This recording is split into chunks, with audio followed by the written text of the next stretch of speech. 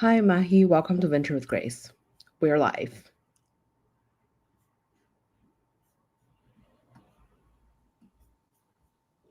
Mahi, can you hear me? Yes. Okay, amazing. Okay, to start the show, I would love for the audience to get to know you a little bit more. So you're a serial entrepreneur. So like you have co-founded a company. I think you're the first company you founded were back in like 2006, and then you have sold that company to uh, Opera Software, and then later on you have multiple successful like entrepreneurial experience before joining Higsfield. Maybe we could talk about like what were some core lessons that you've learned early on in your career, kind of shape you into who you are today. Yeah, thank you, Grace.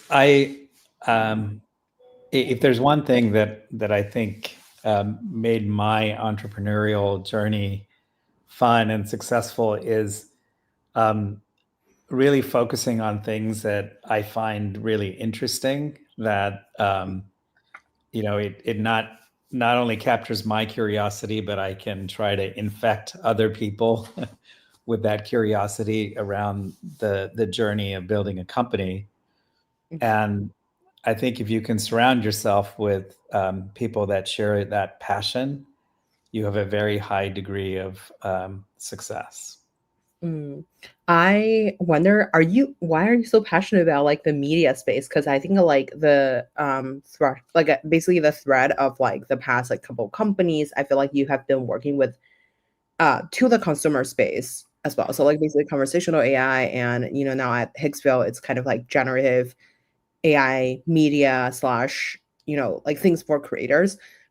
Maybe we could talk about like in the media space, like how does the ecosystem work, how does the money flow from like whether it's brands or like creators, and to how do you think about that, because I think last week we were at the not yeah, I think last week or like the week before we were at the alumni venture office, and then you were talking about like consumer is going to lead the next wave of like AI generation or like AI value creation. And maybe we could talk about like your view on like the consumer space in general, and then maybe we could like go through like kind of like how does the media space work in general for whether it's creators or people generating content. Yeah, Grace, I think what a common thread, in my career has been about storytelling, right? When I worked at Apple, that storytelling was more around desktop publishing. That it allowed not just professional writers and publishing houses to be able to get content out to people. That um, Apple, really helped individuals publish and to do it like a very high quality. Mhm. And I think when you go from like my journey at Apple, while I was there, Apple invented QuickTime. It was the first kind of entree into where video and computers really started to come together, and that was a super inflection point for storytelling, right? That again, you took something that was reserved for professionals. It was very expensive to do, but now on your computer you could do it at a tiny fraction of that cost. And that's what brings us to Higsfield today, is that ability to enable creators, all types of creators, big and small, to improve their storytelling, and to do it without the cost of a camera crew and sets and logistics and reshoots. Being able to maybe start with a few digital images, whether it's a product or a persona, and then be able to turn it into something really amazing and compelling. For sure. I wonder, so like I guess like since like, in terms of like storytelling, how do you envision like people actually like in the future incorporate these type of product to their day-to-day like video creation, or like do you envision, so nowadays like I think Facebook or like Instagram launch the AI version of the Instagram, or like I guess like OpenAI has like the Sora situation, so like just like the AI is on its own platform. versus, you know, AI being incorporated into the video, so it's like half human, half AI. Um, how do you envision the future of like video creation kind of like play in the universe, basically? Well, I think there's kind of two lanes here. One is persona-based storytelling, right? When you host a podcast and you try to bring in your your thoughts, your ideas to tell stories, including others, of course.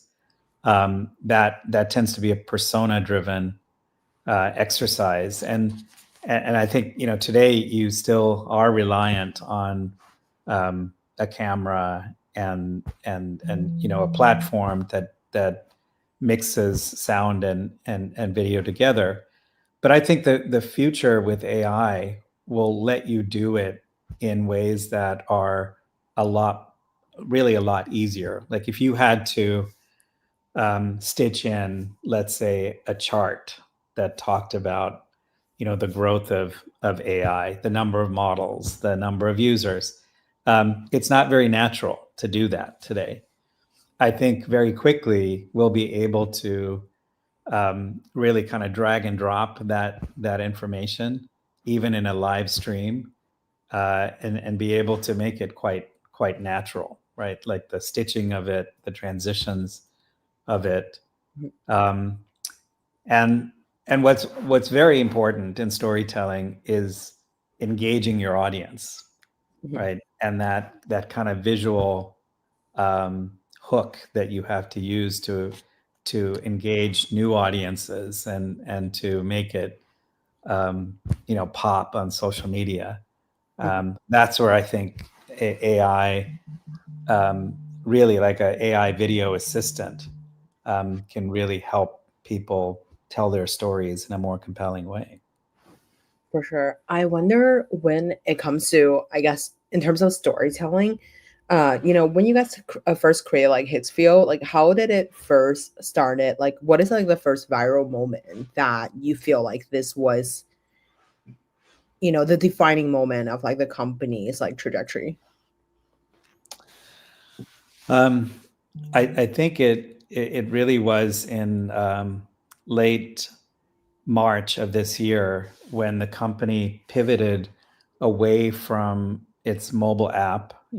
When Higgsfield first came to being, we were working on a mobile app called Diffuse, Mhm, and we were betting that the camera and the mobile phone would be central to generative AI, image and video.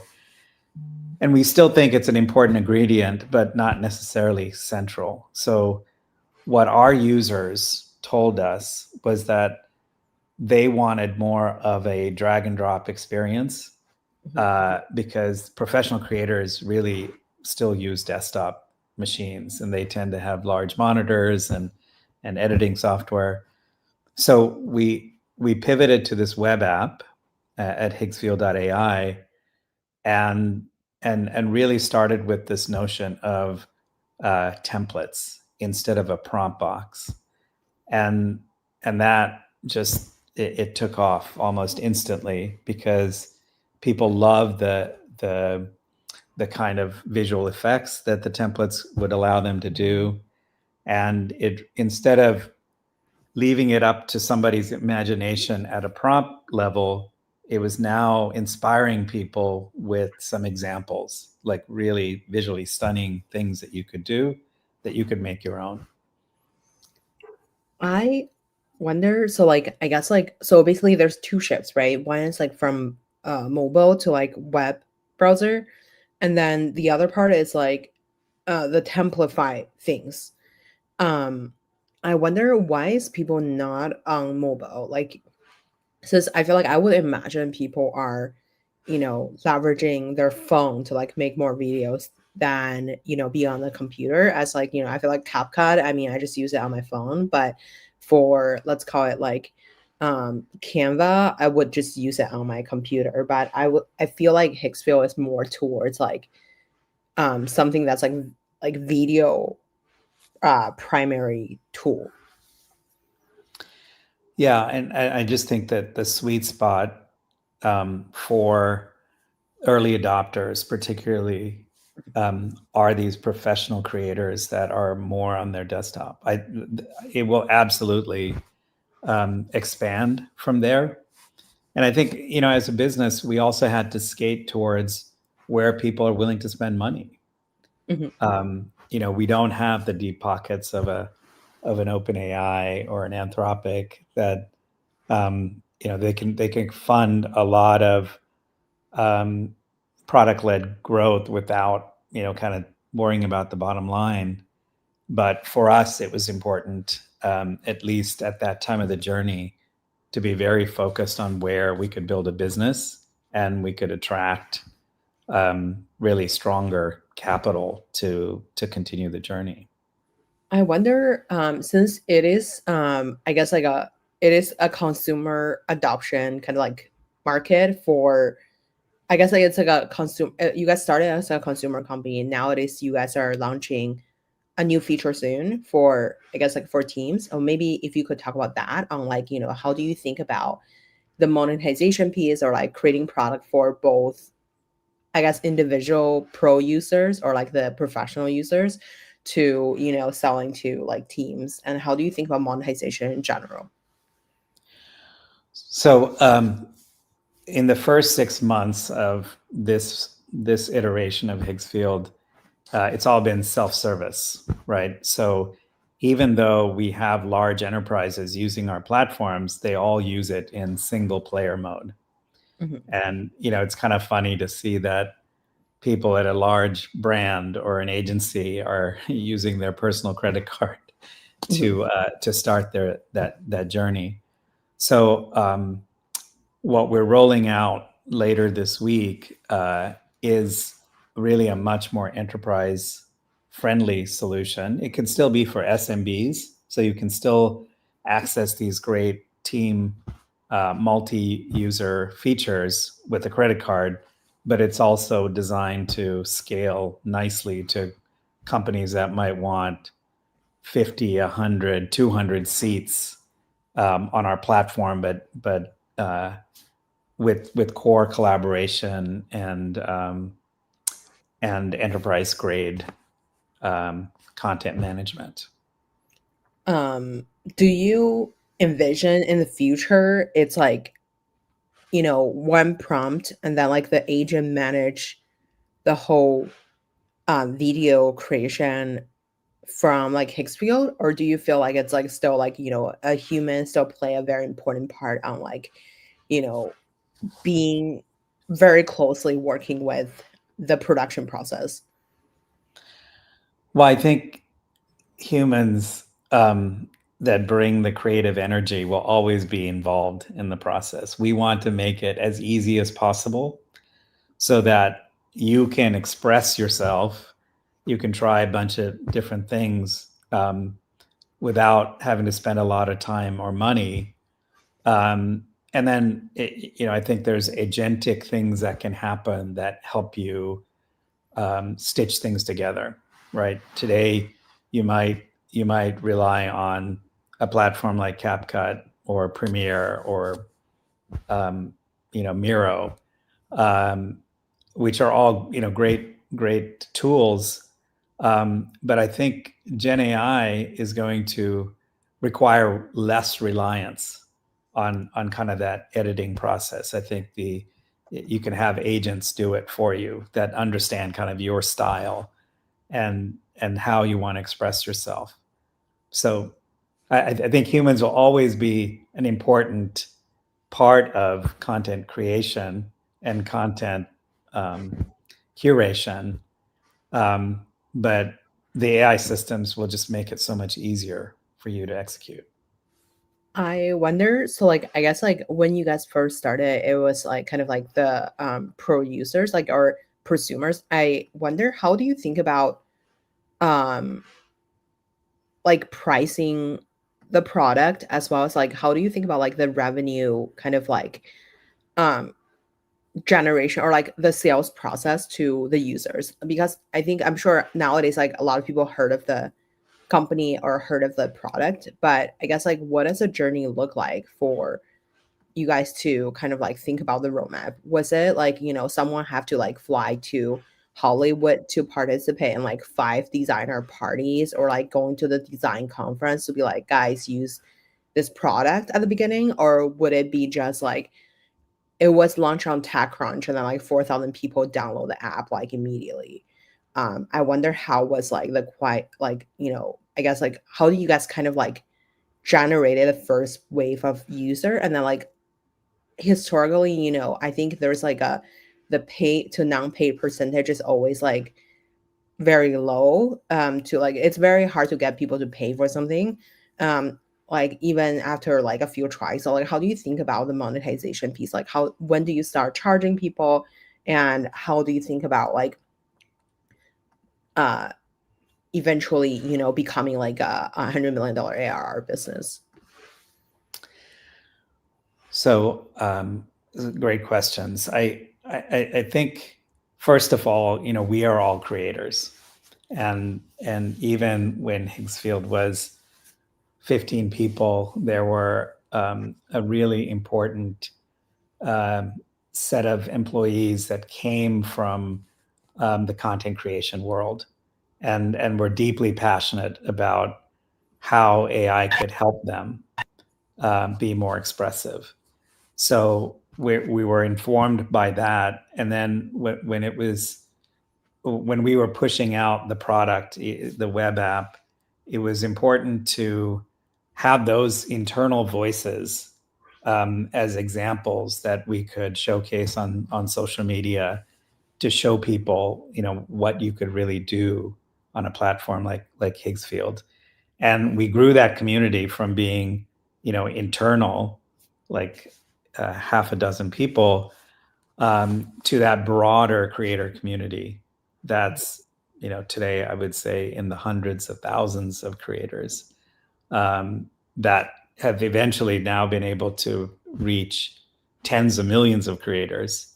So all of that, and I would say wasn't super engineered. It was trying to create showcases, of like really dramatic cinematic effects. Use social media, everywhere, whether it was X or YouTube or TikTok and Instagram. Being able to bring our voice to like our Discord community and have that become more of like a community supported product. All of that led nicely into showing professionals that they could save a ton of time and effort by using our tools, which justifies the spend. Because yes, when you launch a product, right, the free to paid users is a huge chasm to try to cross. But if you can show people real utility, and you let them start at very low price points, like $10 a month, um, which we've maintained even to date, but then giving the power users more features, more functions, more credits if they're willing to spend more a month, and that's come together very nicely. Um, Unlike a lot of service companies in the content space, we have very hard costs for every video generated on our platform, right? Because of the GPUs. So it just wasn't a choice for us to really focus on free user growth. We had to combine with paid plans. I wonder, so like when it comes to the I guess like basically I guess like is the ICP, let's say someone living in LA who makes like professional video for like an advertising agency, is that like the ideal profile user that you guys are targeting? I mean, assuming for teams versus like, for a random consumer, obviously there's like the $9 per month plan, which is like people like myself who is like, maybe AI curious, who is like a creator, who is like, creating like a different type of content, but like trying to try things out. Like, I guess, like, how do you think about the stickiness of the product? And then for the ideal ICP, are they professional, a business type of content creator slash like, the actual filmmakers, or like the actual advertising producers, like, or like, are they more towards like, TikTokers who are making, the Sora video? Because I know that Sora template is like very huge on your platform as well. How do you think about the like ICP, or like, is there like a particular age or area they all live in, and like, is there like kind of like a studio sale motion, so like you have to like kind of call the production team at like each Hollywood studio to be like, you want to use Higsfield and we can give you a discount, and like, or how do you kind of like Yeah, work? it's interesting, Grace. It really hasn't been that kind of outreach. It has been much more bottoms up growth. Mhm, Like we said, building a sense of community, um, bringing people into that community, giving them, some rewards, whether it's free credits or if they can really drive subscriber adoption, how you can kind of affiliatize that model. So we got to 60 plus million ARR without a single salesperson in the company. mhm, And it was, self-service, word of mouth, tiny little bit of uh, social media, paid paid promotion, mhm, but that was a fraction of kind of the impressions we would have gotten that were more organic. Um, but the ICP are professional creators that either get paid to create content, and mhm, sometimes paid means they've got an audience and the platforms are paying them, mhm, or they're being employed by a brand or an agency to tell that brand story. Um, so, at first it was a lot more kind of organic content creation, but today I'd say a majority of what we see is really around marketing storytelling, um, and a lot of that being focused on products and being able to, using our tools, be able to tell that story about the product, the features, why, a person or a corporation, a company should be interested in that story.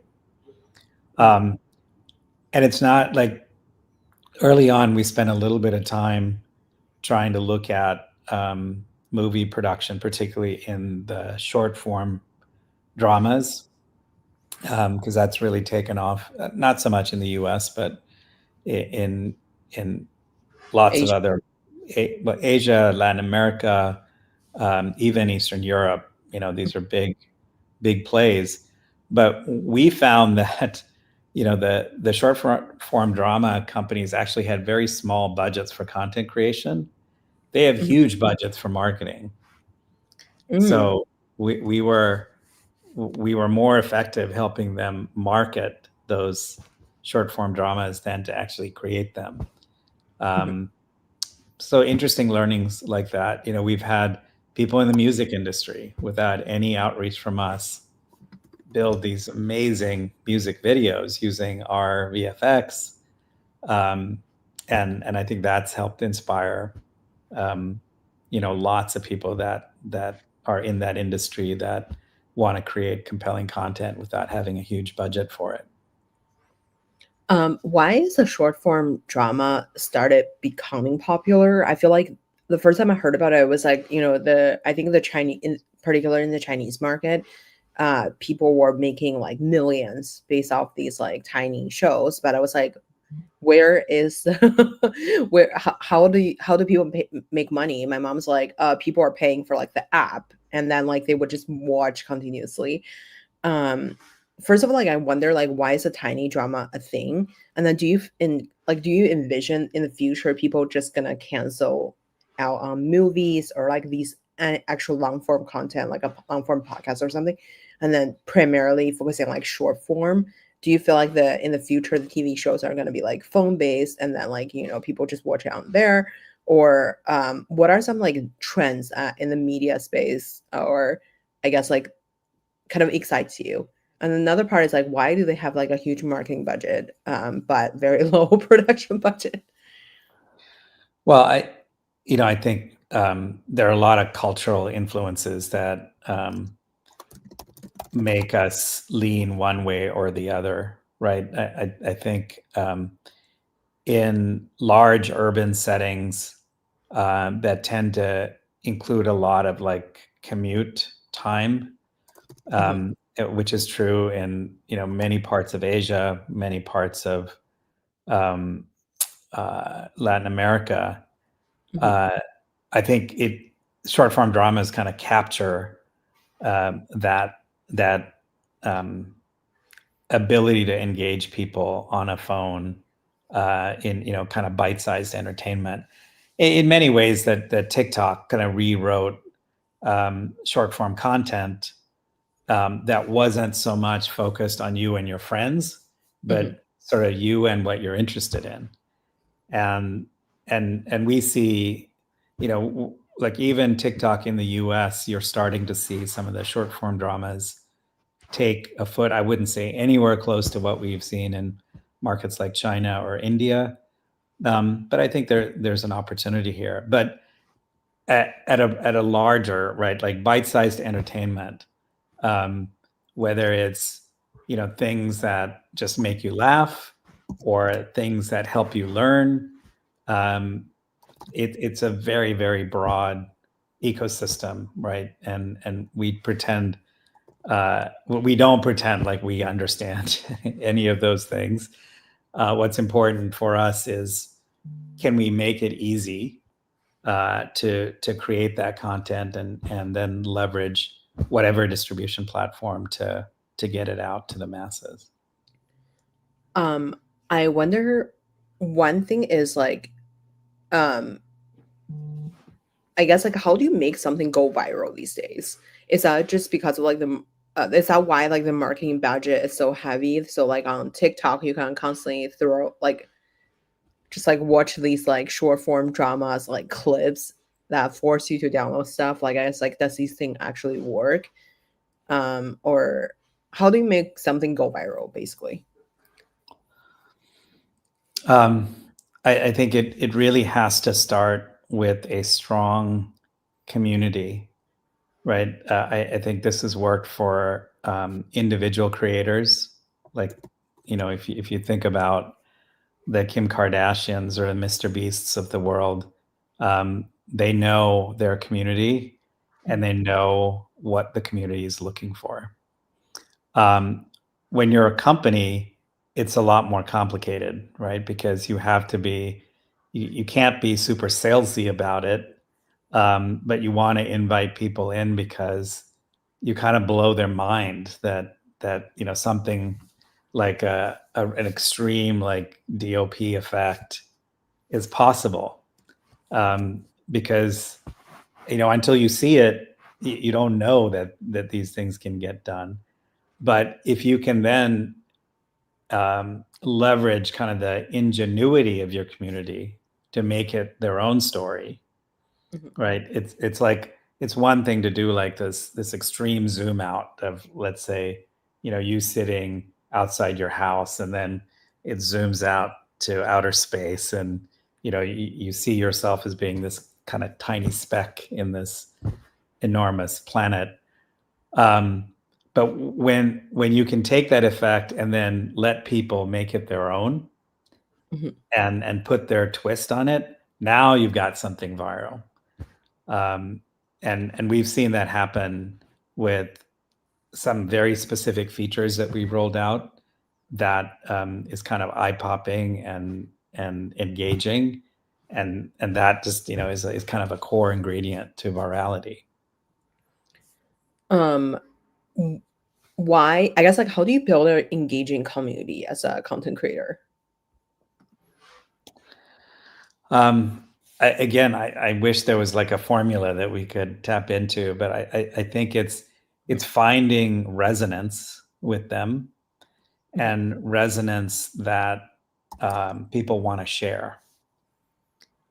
Because it's one thing, like, let's take something very different, like the stock market.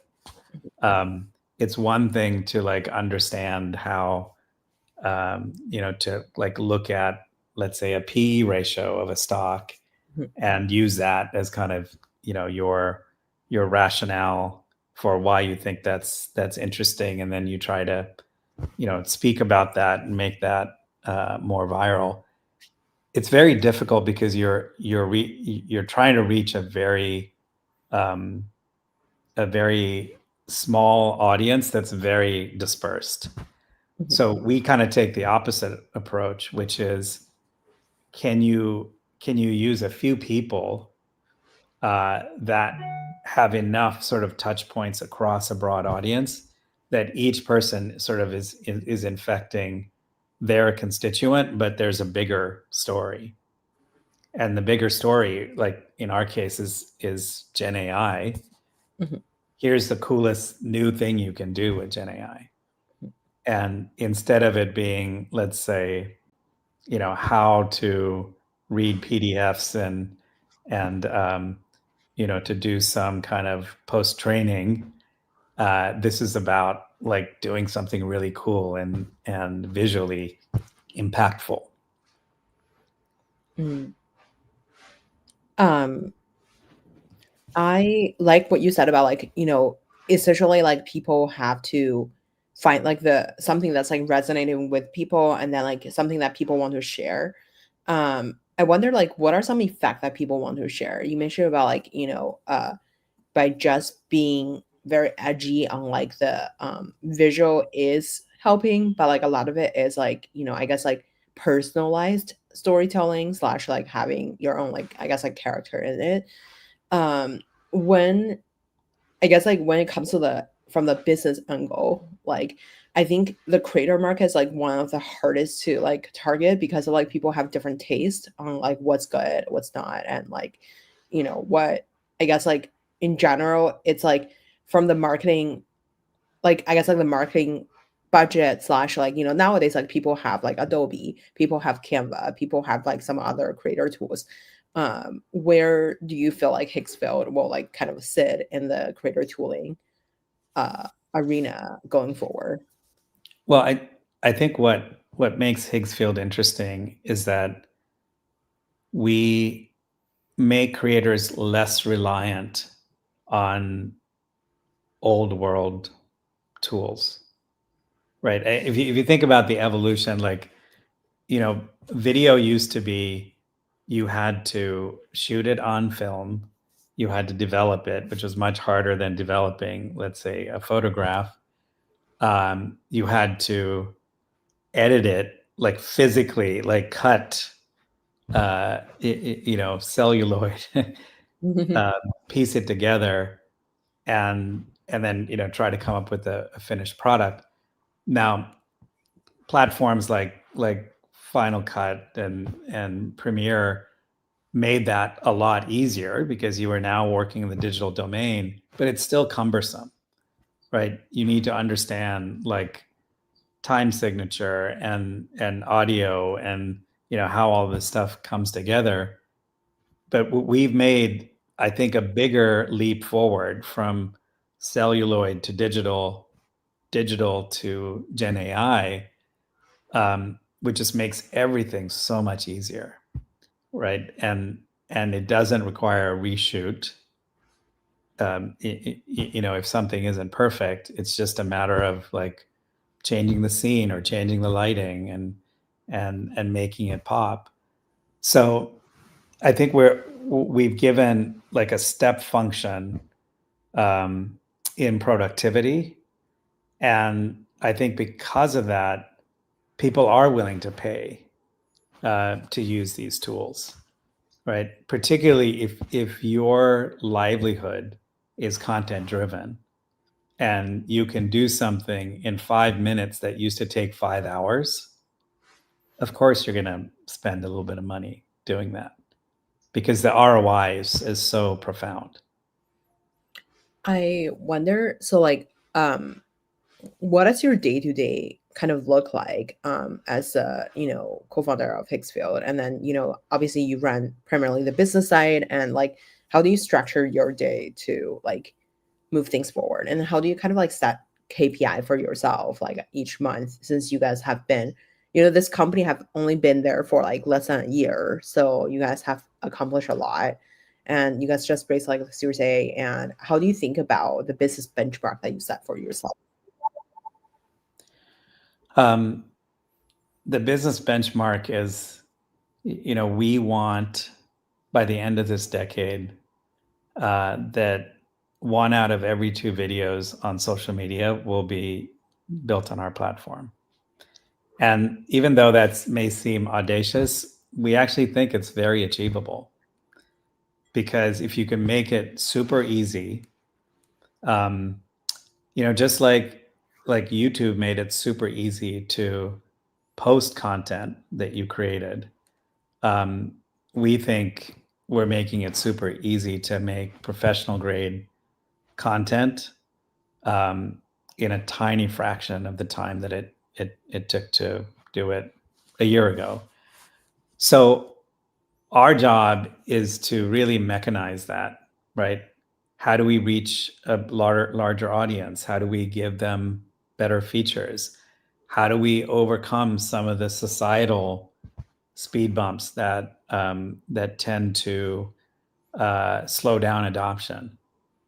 Right? There's the issue of how do you make it not only safe to use AI, how do you make sure that you address all the business issues around the use of AI? And that really comes down to content creation and indemnification and all of the things that um, make technology tick. So day to day, we focus on, what do we do on the platform? What are the features we're working on? How do we expand the customer base? How do we move up the value chain from prosumers to enterprises? And making sure that we're working with the broader community, right? It's important that we can bring the best models to users under one umbrella offering. So keeping pace with what OpenAI is doing and what Google's doing and what ByteDance might be doing.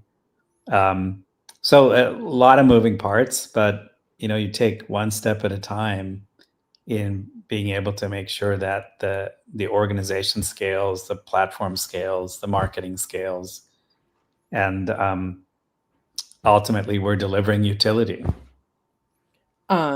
What's your thought on these like coding platforms? So I feel like nowadays, like, people always say there will be like a $1 billion company that created by one person, that kind of stuff. What on that spectrum from like one person $1 billion company to, the Google, OpenAI of the world, like, which is like, even OpenAI themselves is hiring engineers all the time. So like I wonder, like, how do you think about um I guess like producing a great product, or slash like running your company? Would you spend the budget to primarily hiring just more engineers to like perfect the product itself? Or do you feel like it's like you need like more of a go-to-market team, like these like short films that they are spending huge marketing budget? Like, how do you kind of like spend your own like budget within like the producing a really interesting tech product? So being an engineer myself, I think it's amazing what these coding platforms are able to, how they can help engineers become better engineers. but they're not a replacement, Mhm, right? And I think that yes, there is a little bit of disruption in technology, let's say software development, because you might not need as many junior coders, right? You might not need as many QA people, mhm, because some of those things can be automated and more efficiently run by machines. But you know, uh, good good product development takes creativity, mhm. and engineers are also like very creative people. They express themselves very differently than, let's say, a visual designer. And I think like when we think about our own uh, R&D staff, our research staff, they're absolutely critical to the growth of our business. And we encourage them to use tools that make them more efficient. But I don't see, at least for a company like us, we're never going to be reliant on AI code generation to push out the next feature. Um, but we think human engineers are a very important part of that journey. And I think you can also look at how does that influence product. Like in the startup world, there are people like particularly in Silicon Valley, where they've tried to say like, look, using vibe coding, I'm able to build a prototype very quickly, and I can put it on the app store, and it's going to take off. And I think the reason why we haven't really seen a vibe coded hit application is because it's there's a component to marketing that. There's a component um, to getting user feedback and iterating, and the vibe coding platforms are not good at that Mhm, right now. So they're an important assistant, and they'll get better, but they're not a replacement for the creativity of humans. for sure. I don't know if you have like a few more minutes. I have three more questions for you. Sure. Okay, one is like you have been at various like successful companies, like you kind of like started them and then you ran them to like a very successful place. What is your like secret? Like, is there like a one of the things that you've learned that's like you feel like most people think the opposite? um, I have to think about that a little bit. I go back to just passion for a product, and then not being so passionate that you turn into like a chaotic exercise. It has to be passion that's governed by feedback, right? Because I think you can have a very passionate sort of starting point, but you have to evolve that passion in kind of being receptive to how the market reacts to it, how investors react to it, how your employees get behind it. Because I think successful companies are not just driven by an individual; it is a team, Mhm, and I think also that team feeling like agency in really being part of that group thought. And this is why like teams are so much better than individuals at doing something.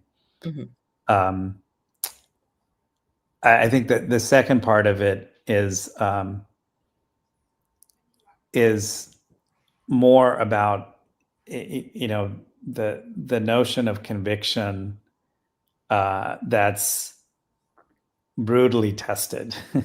mhm, Another way of saying that is that passion by itself can get you only so far, mhm, but you have to be able to put yourself out there.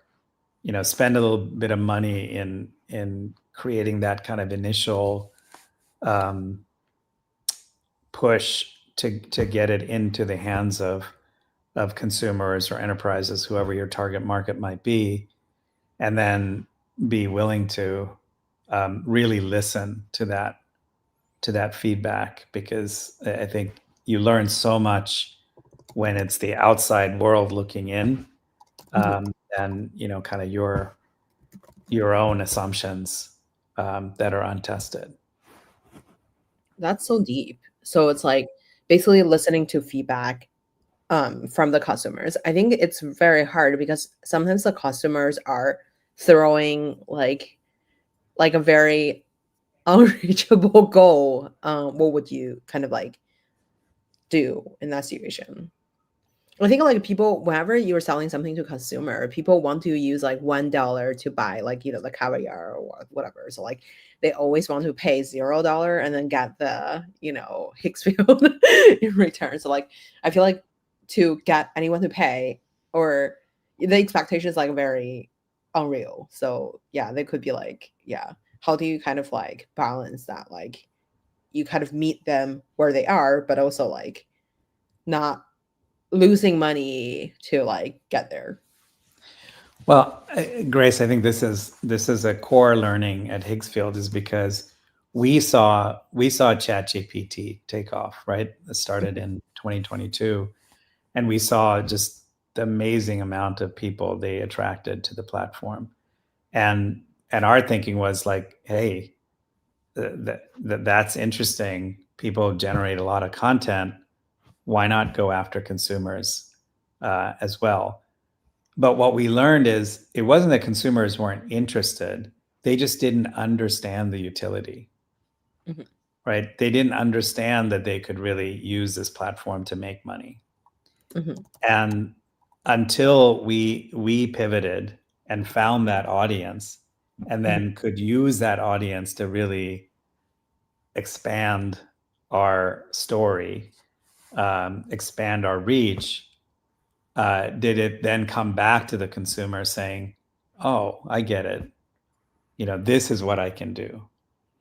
So and I think for any company, you got to find that resonant audience that will buy your product, and then leverage that audience to make your value proposition better understood.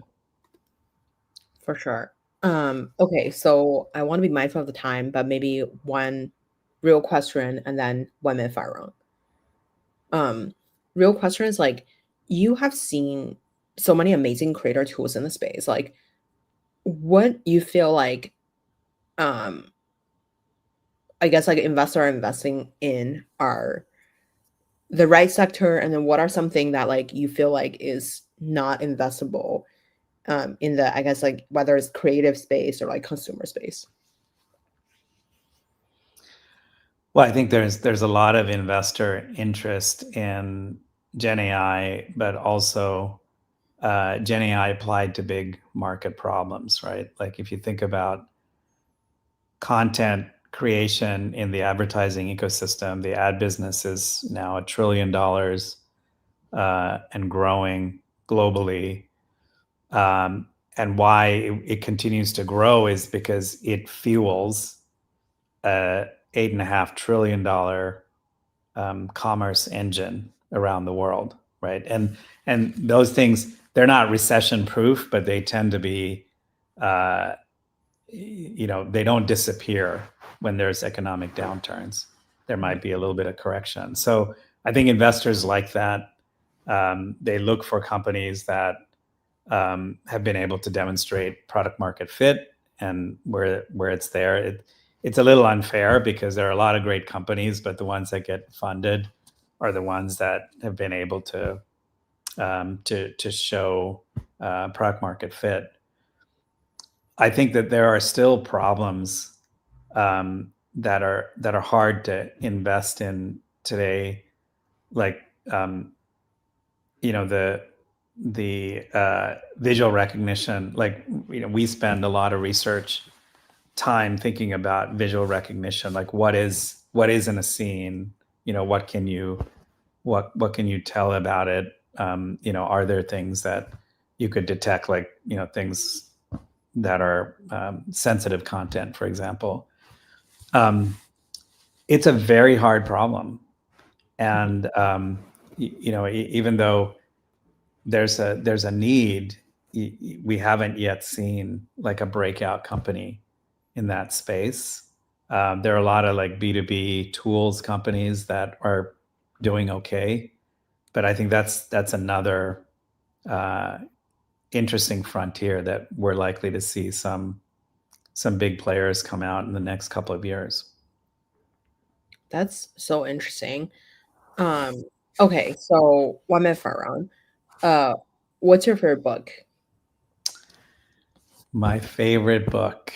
Um, wow, I haven't even thought about that for a long time. It, you know, the 1,000 Years of Solitude. Wow. Who made the biggest impact in your career? Um, Steve Jobs. Did you work with him? I know that you work at Apple, but do you guys directly work together? No, I never worked with him directly, but a lot of the projects I worked on clearly got his visibility. Um, who would you invite to your dinner party?